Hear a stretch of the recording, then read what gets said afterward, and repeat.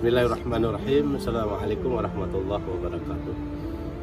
Alhamdulillah, wassalatu wassalamu ala rasulillah. Bertemu lagi dengan saya Ustaz Aceh Namli Masad.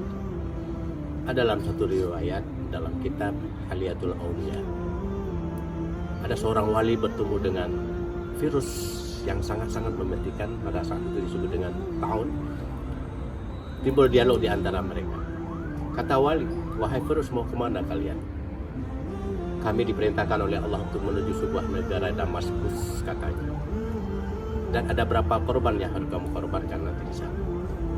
Perintah Allah ada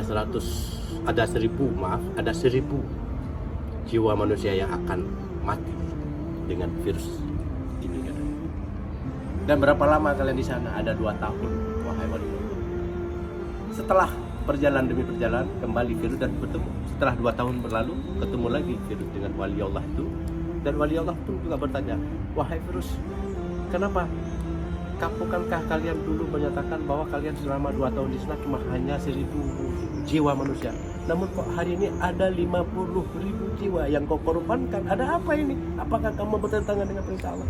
Tidak, wahai wali Allah.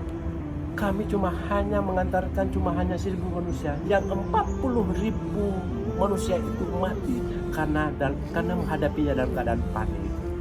Inilah pentingnya kita menjaga imunitas, kesabaran, kekuatan, sehingga kita tidak akan merasa takut yang berlebihan, sehingga down terhadap diri kita sendiri, sehingga mengakibatkan kita imunitas dan kekuatan tubuh body fit kita ini tidak akan bekerja sebagaimana mestinya. Allah sudah menciptakan manusia itu dengan sekuat-kuatnya, akal, nafsu dan semua telah Allah berikan. Insya Allah kalau kita hadapi dengan kewaspadaan, dengan tidak panik, insya Allah kita akan berlalu dan kita akan mengalami kesehatan yang abadi. Jaga kesehatan, insya Allah kita akan berkah dalam kehidupan. Assalamualaikum warahmatullahi wabarakatuh.